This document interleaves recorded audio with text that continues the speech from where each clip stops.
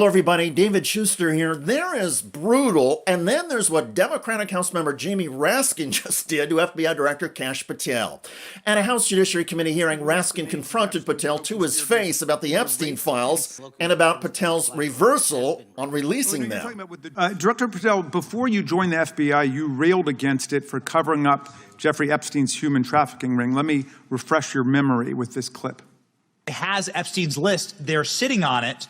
That doesn't seem like something you should do. You're protecting the world's foremost predator. That seems like an evil thing to do, regardless of who may be embarrassed in the release of that list. Why is the FBI protecting the greatest pederast, the largest scale pederast in human history? Simple, because of who's on that list. So you finished that December 2023 interview with a challenge to the FBI and harsh words for Republicans in Congress for not getting the Epstein files out to the public. You can see this clip. Boy pants, and let us know who the pedophiles are. Put on your big boy pants and let us know who the pedophiles are, you said.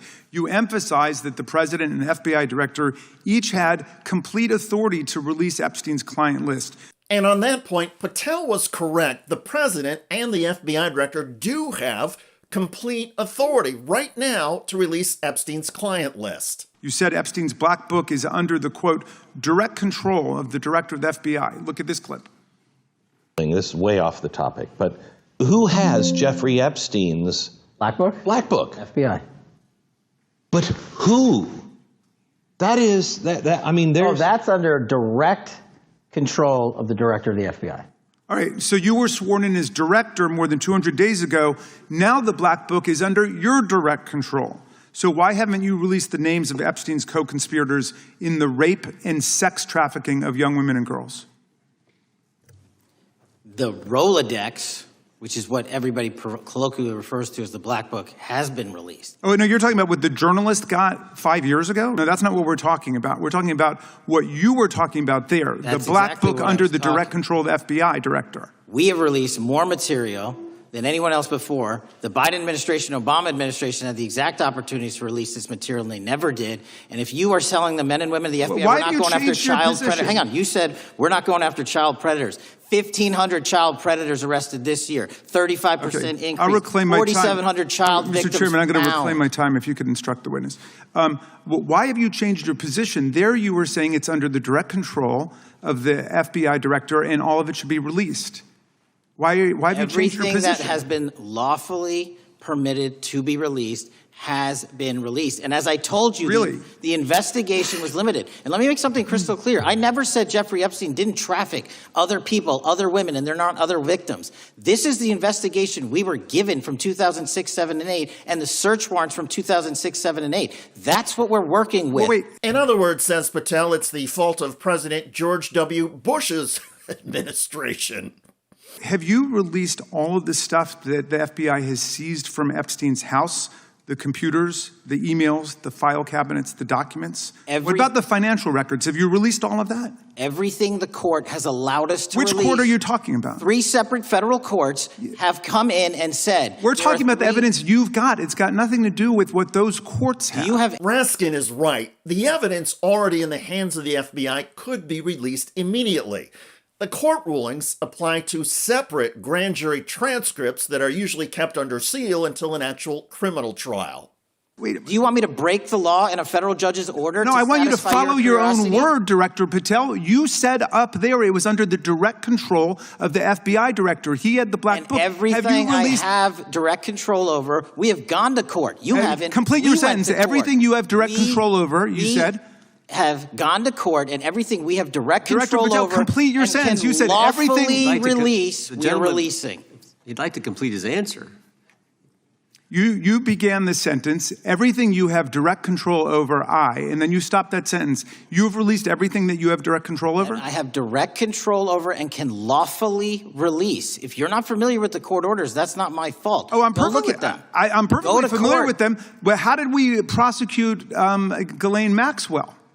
She was prosecuted with the investigatory material that was collected from 2001 and 2005 because of the non-prosecution agreements and the court orders on the investigations and search warrants. We were not able to develop new information. And oh, by the way, Jeffrey Epstein was out for 12 years, and the Obama and Biden administration did nothing to look at his work, his pedophile network. If you want to blame me, that's fine. But now you're blaming the men and women who conducted this great search. I'm not blaming anybody other than you. You're not keeping your word. You said that you would release all of the materials under your direct control. Has anyone released more information on Epstein than I have? Has anyone? Much more. Did Comey? Did Ray? Much more. Did they? Excuse me. Much more has come out in the days since the American people in Congress have been demanding it, but it's coming out in dribs and drabs. Why don't you just release the entire file as you promised to do? I literally just told you there are multiple federal court orders. I'm not going to break the law to satisfy your curiosity. Again, it's not the law. And Patel is hiding behind court rulings that do not apply to material the FBI has in its possession now. You have lawyers. You could have shown up. You didn't do that. That's a tiny fraction of the material we're talking about. That is not. It is a tiny fraction. How do you know that? Have you seen everything? It's all misdirection. How do you know? It's all misdirection, said Raskin. And on that point, attorneys from federal lawsuits who are familiar with the Epstein files say the material includes Epstein phone records. Those records would show who Epstein was in contact with. We know, of course, that Epstein frequently spoke with his 15-year friend Donald Trump, and in material from the Epstein estate that's already been released by House committee, Donald Trump and others allegedly signed cards and notes for Epstein's 50th birthday. The Trump White House denies that is Donald Trump's signature. Amidst criticism of Republican Oversight Chairman James Comer, who is leading a congressional investigation into Epstein, Democrat Jared Moskowitz flipped the script on Republicans in hilarious and epic fashion. It started with Republican Jim Jordan admonishing Democrats about their language directed at Comer. The committee knows that's not appropriate, and we shouldn't have that kind of language. And I'm here to defend him as by far the best investigator of all time in the Capitol, which is exactly why all of his investigations, which have used, Chinese informants that were prosecuted and Russian disinformation, people from prison.